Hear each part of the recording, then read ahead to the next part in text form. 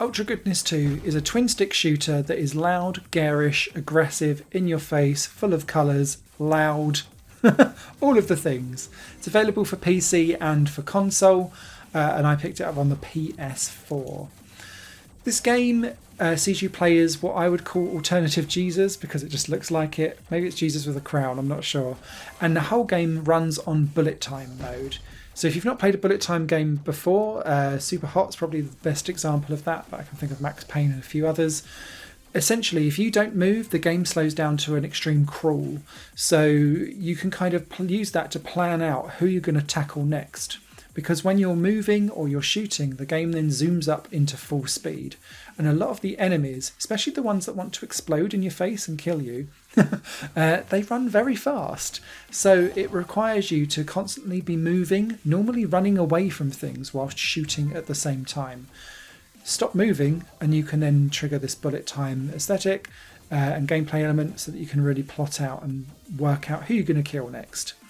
That's worthwhile to do, because quite a lot of enemies are explodable, and if they explode next to other enemies, they'll take them with them. So you can trigger off some really juicy and quite satisfying chain combos with doing this. What UltraGoodness2 makes up for in big, loud, garish aesthetic, chunky graphics, big colours, and a lot of silly humour, it lacks in level design though. And the big problem for me with this game, and the reason why I kind of grew slightly bored of it before its runtime was over, is that each level just feels like an arbitrary maze of walls for you to kind of run around. There doesn't seem to be rhyme or reason as to why they are structured the way how they are. They go from really expansive open sections to just walking along a really long wall to see like where the end is. And then there'll be some that are just like a long corridor with lots of kind of traps to avoid that feels like they've had some actual thought put into them, but they come so few and far between that you kind of go, well, why wasn't the rest of the game given that kind of love and attention?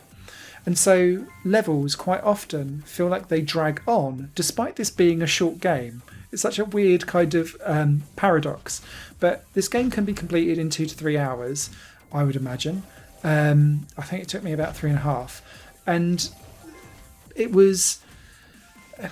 it felt like it had outstayed its welcome on several of the levels, because I was just walking around trying to find the exit of this current maze of walls so that I could get to the next levels, the next layer of enemies to just shoot them.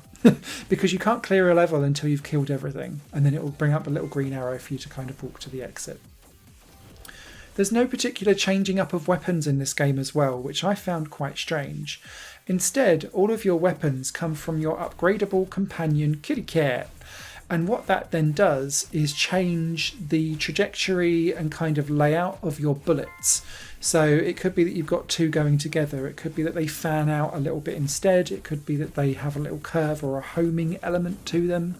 And you upgrade your cat by collecting coins, and you collect coins by killing the enemies as you go along. It's all very piecemeal. I feel like the game really could have done with some additional weapons here and there. I also feel like this game was designed for co-op fun, but was not implemented. And it feels a bit strange that it's not. So this is a pure single player experience. Works fine as it is. Really enjoy the fact that the bullet time kind of mechanic is there. But I feel like you could have had a fun friend along for the ride.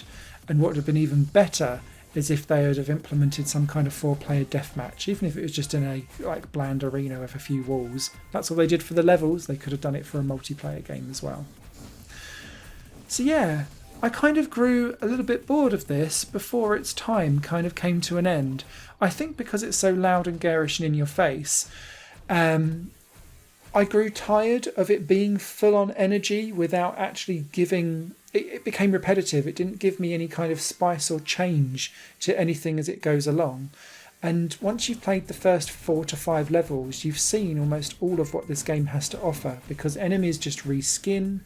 Occasionally you'll change to a new environment and you'll get some slightly different enemies, but they essentially borrow the same elements and attacks from what you've had before. The one kind of key fun thing that there is that I've not talked about is that your special move is bringing on the apocalypse. And when you do this, you get to raise down 3 or 4 meteors onto the playing field. Quite fun to do, and a good little switch up, because apart from shooting, you do have the option to throw a bomb, but it's so underpowered that I'd actually forgot it existed for most of the game.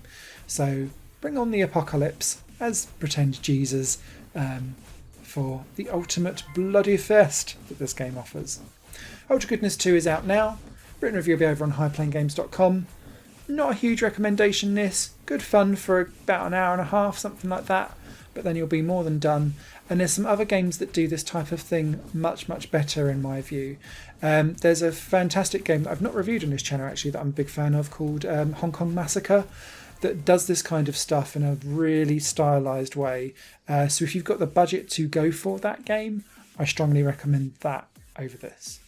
Until next time, you guys take care. Bye!